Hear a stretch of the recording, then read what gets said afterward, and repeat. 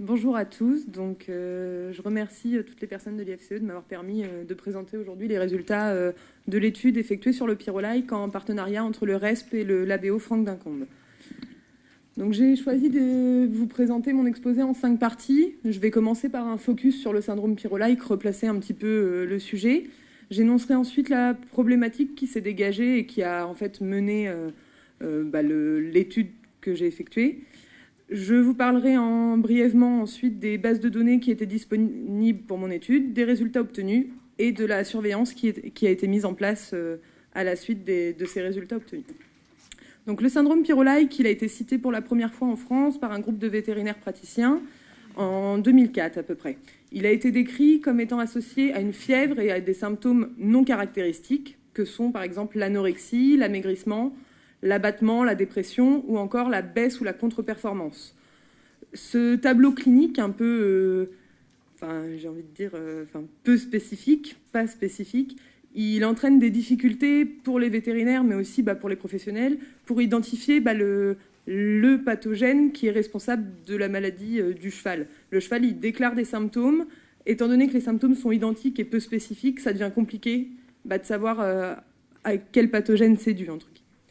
En plus de ça, les traitements sont différents d'un pathogène à l'autre et certains d'entre eux ont des effets secondaires qui sont vraiment pas négligeables. Je pense par exemple au traitement de la pyroplasmose qui peut provoquer par exemple des coliques. Donc si on traite un cheval contre la pyro alors qu'au final c'est peut-être une autre maladie, ça peut être compliqué. Donc, le diagnostic différentiel du syndrome pyrrolike, il est multiple. Il inclut 5 maladies. 5 maladies et 6 agents pathogènes. Donc, on a les 2 pyroplasmoses qui sont dus à Babesia cabali et à Theileria equi, ces 2 parasites. Ensuite, on a l'ehrlichiose qui est due à une bactérie, l'Anaplasma phagocytophilum.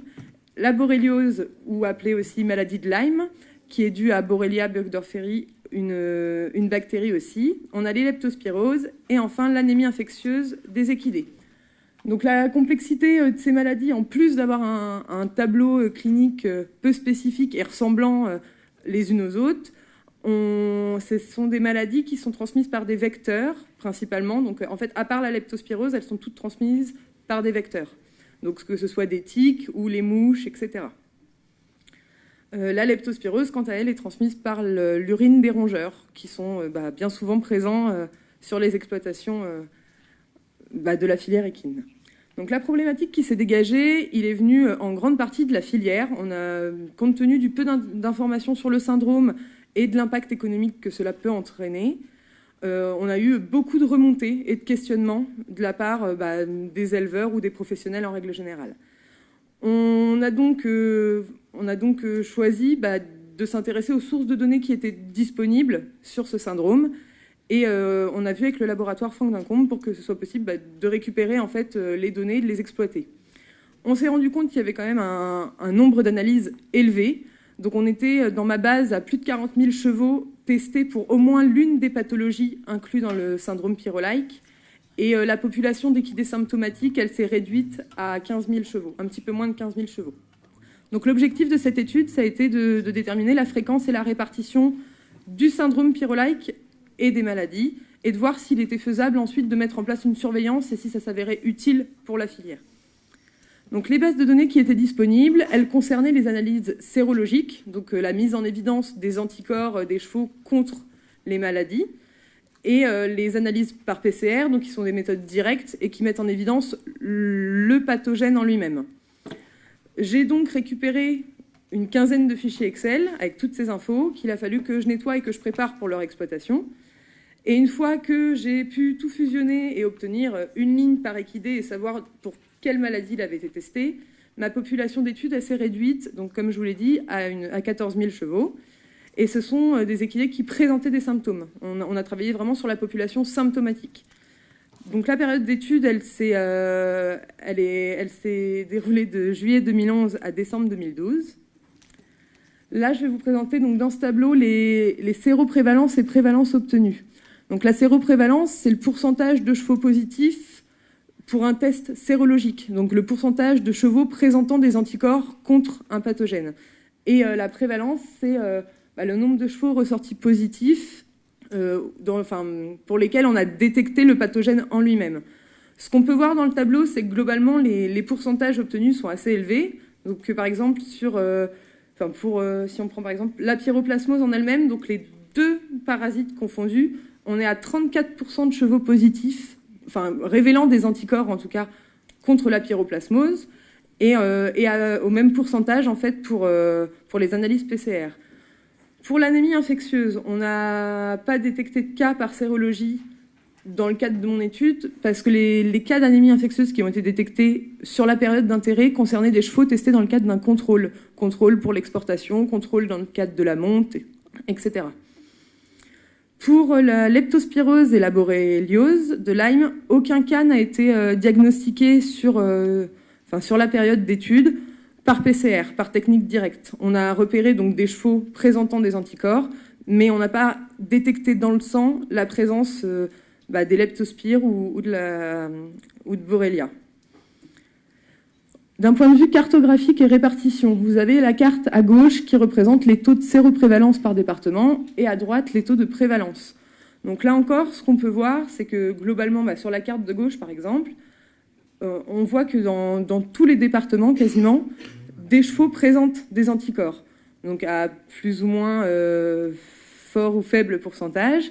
Et donc ce qu'on peut voir, c'est que la moitié sud du pays, elle a l'air plus globalement touchée par le syndrome, mais quand même le nord-ouest, etc., on est à moins de 25% de séroprévalence, mais ça reste quand même non négligeable. Au niveau du taux de prévalence, là la carte elle est un petit peu plus parsemée parce qu'il y a eu moins de demandes d'analyse PCR que d'analyse sérologique. Donc les départements qui sont en blanc, c'est les départements pour lesquels il n'y a eu aucune analyse PCR demandée.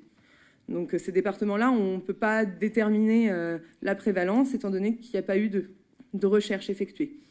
Donc là encore, ce qu'on peut voir, c'est que globalement, le syndrome il est réparti à l'échelle de la France et en particulier dans la moitié sud. Si on s'intéresse à la répartition mensuelle des cas, donc là encore, vous avez en bleu le taux de prévalence et en jaune le taux de séroprévalence. Ce qu'on peut voir, c'est que le taux, il n'est jamais égal à 0, peu importe le mois. Donc, c'est-à-dire que peu importe le mois, il y a une circulation des agents pathogènes responsables de ce syndrome. Je vous ai mis en bleu là, les deux hivers. Donc, on voit qu'il y a une augmentation du pourcentage de chevaux positifs. Donc, ça semble concorder avec comment l'activité vectorielle. Comme je vous l'ai dit tout à l'heure, les maladies, elles sont transmises par les tiques ou les tans, etc. Et de fait, ces vecteurs sont reconnus pour avoir une activité plus intense à l'automne et au printemps.